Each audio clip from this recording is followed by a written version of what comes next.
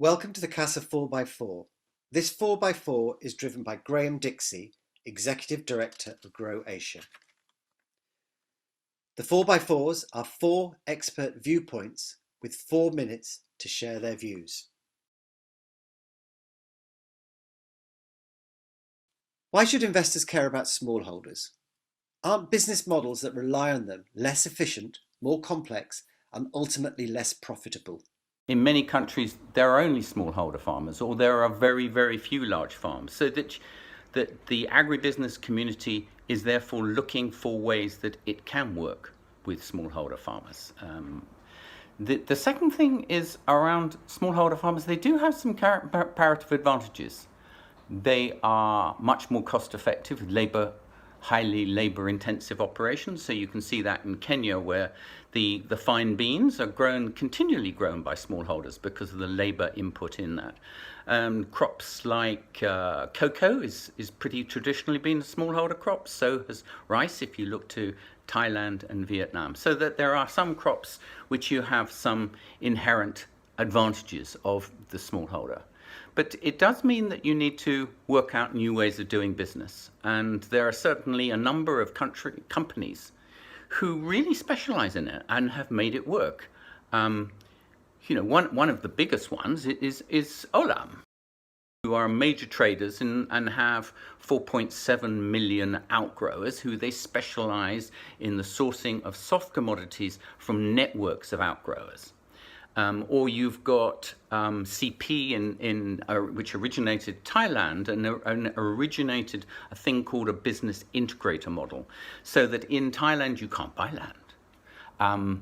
So what they do is that they need to work out a way to work with smallholder farmers. So they do a contract farming basis, which is very much with broilers, that you provide day-old chicks, you provide technical advice, you provide feed, but you guarantee to buy back their production. And that builds trust over a period of time, and it circumnavigates the issues of them not having that land. And the other piece around it is this one, which is actually often using a network of outgrowers keeps your own capital costs lower. You don't have to buy that land, and it keeps your working capital requirements lower because you've got your outgrowers making a portion of their investment in terms of tractors and labor time and so on and so forth, so that it is a lower cost business model.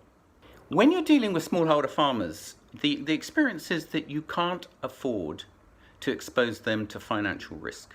And studies have shown that that statement about when you invest, you should only invest what you can afford to lose, and if you're a smallholder farmer, you haven't got very much to lose. So you need to have a business model which is of low risk as you possibly can, and one smart way around that is what's called the repeatable business model.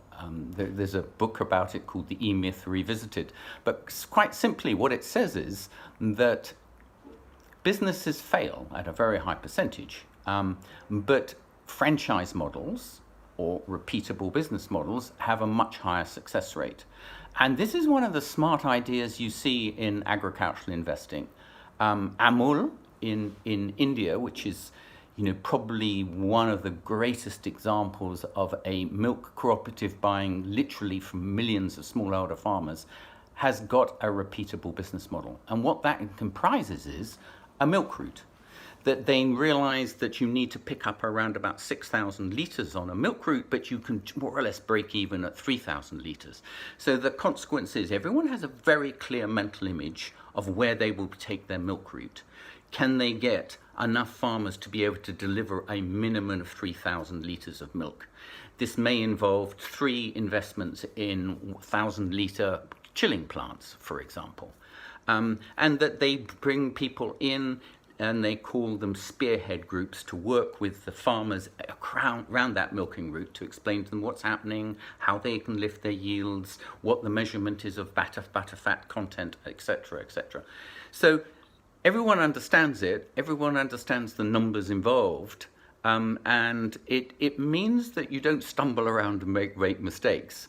the integrator model that I alluded to with CP and you find elsewhere in the world is also an example of that, where things have been able to work. So, and in fact, if you look at the Kenya horticultural industry, people knew you needed to invest $1 million if you were going to start a rose farm.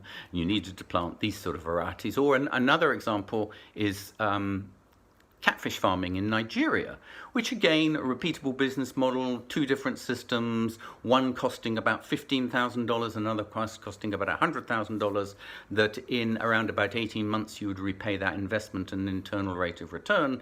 But so everybody knew the systems and how much water needed to be circulated. So these are some of the smart ideas that people have developed to reduce the risks, both for these outgrowers involved, but also for the business. Visit the event page of the CASA website to see recordings of other expert viewpoints shared in the CASA 4x4s and webinar series.